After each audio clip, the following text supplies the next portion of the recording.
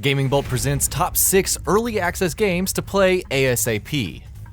Crowdfunded games may have somewhat of a bad reputation these days, but early access titles have continuously had a bad rap. Who would possibly want to pay for a developer's game before it's even finished and play it in an alpha or pre-alpha state, with all of those bugs and crashes? Here's the thing though. For all of those titles that are hated in early access, there are tons of great games that deliver great bang for your buck while receiving constant support, before ending up as awesome releases, of course. Let's take a look at the few recent early access games on Steam that you should be playing ASAP. 20XX. When you hear the words inspired by Mega Man these days, there's plenty to be worried about. After all, the last time a developer was inspired to create a spiritual successor to Mega Man, we got the terrible Mighty No. 9, and that's actually from the guy who created it. 20XX from Battery Staple Games makes no bones about taking hints from Mega Man X. It's obvious in the blue-shelled heroine, with a charge-up buster Nina and her red-colored sword-wielding companion Ace. However, 20XX doesn't just pay homage to Mega Man X, it introduces roguelike elements into the overall experience. Rather than having extra lives, players run the risk of dying and starting over from the beginning. Sounds pretty crazy, right? In 20XX, you essentially run through a random arrangement of stages with their own end boss. Throughout each stage, you unlock different items and power-ups that can provide permanent boosts for that run, so to speak. There's a buster that shoots through bullets, boots that allow you to dash in mid-air, a helmet that offers 50% chance of special attacks not consuming energy, and so on. The levels themselves become more random as you progress, with enemies and bosses gaining more attacks the further you go. As a result, a level will never feel the same twice, whether it's in the puzzles or the difficulty of enemies. But 20XX goes even deeper. Players can collect soul chips throughout their runs to unlock passive upgrades that they can then start the game with. This augments your powers, allows you to clear the easier stages faster, and effectively catch up where you last left off. If that weren't enough, you have the usual daily and weekly challenges. You can choose more difficult runs, easier runs, or even set some modifiers like spikes instantly killing you or tougher enemies to increase the drop rate of soul chips. 20XX is updated every few weeks, further refining the experience, and the developer is available to address community feedback quite often. If you have even the least bit of inclination for a new age Mega Man X with roguelike gameplay, then 20XX should be looked into immediately. Secrets of Grin Dia. It's a dream of sorts, finding that next big action RPG looter that allows you to grind and grind away to glory. While everyone is busy trying to top Diablo, Pixel Ferret's Secrets of Grin Dia takes a different direction. Secrets of Grin Dia takes place in the world of, surprise surprise, Grin Dia, and after customizing your character thanks to more options than what the Division offers, you embark on a quest to become a fully certified collector. Collectors are what you'd expect. They make a living fighting monsters and earning great loot. Thus do you journey forth with a wisecracking living bag as your companion. Taking place from an overhead perspective, Secrets of Grin Dia's exploration and combat share a lot in common with old-school Zelda titles and Secret of Mana. There's quite a lot of customization on hand, though, from one-handed to two-handed melee skills to support spells and passive unlocks. Leveling is fairly quick, and while combat can be a bit weird at times, especially when trying to orient yourself to slice an enemy properly, it's still great fun to just farm an area with friends, become stronger and stronger.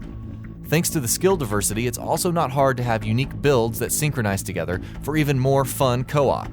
On the other hand, it's easy to create whatever class you want with no restrictions. Secrets of Grin Dia offers a lot more, of course.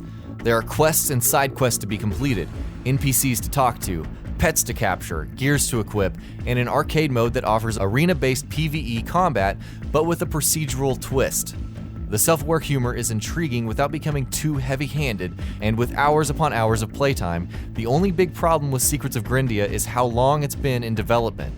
Updates are periodic but still take time. That may not be a problem when you start out, but upon finishing what's there, you'll definitely crave more. CrossCode. If Secrets of Grin Dia focuses more on the grind of top-down action RPG experience, CrossCode is all the narrative and character building. It's surprisingly more of a traditional RPG than you'd think, introducing Crossworlds as a pseudo-MMO for players to get lost in. But of course, there's a lot more to the story than that. As Leah, you've lost your memories and have to work with cross-world support on board the MS Solar to understand what's happened. After an attack by a mysterious figure, which is odd because the MS Solar isn't part of the playground or game world, Leah heads to the mainland to undertake her own journey. Who is Leah and how will playing Crossworlds help her? That's the main mystery behind it all. CrossCode's unique gameplay hooks enable it to be several things at once: a puzzle platformer, shooter, hack and slash brawler, and of course an RPG adventure where you interact with numerous NPCs. The dialogue and characterization is pretty good, and if you want an old school action RPG that challenges you with fast-paced combat, then CrossCode will more than deliver. There's a certain quickness and impact to the combat that makes it so much fun. That's not counting the customization that can be done, further augmenting your avatar into a death machine. Of course, as with Secrets of Grin Dia, due to early access nature of the game, the core narrative experience is still being completed. The developer does seem more consistent with updates, but it won't stop you from wanting more. Regardless, CrossCode simply can't be missed, especially if you want a Secret of Mana-like experience with strong narrative hooks. Astra Near. Space Engineers was a little too complicated for my taste with its massive amounts of engineering. No Man's Sky felt too shallow with its gameplay loops to really quench the need for deep space survival, though the Foundation update has been said to improve on the entire game dramatically. Astra Near from System Era Softworks has a core concept that it streamlines while expanding upon it the longer you play, thus facilitating all kinds of mechanics for your end goal. When you start the game, you're a lonely astronaut stranded on a hostile world, which is pretty much expected in this day and age of space survival.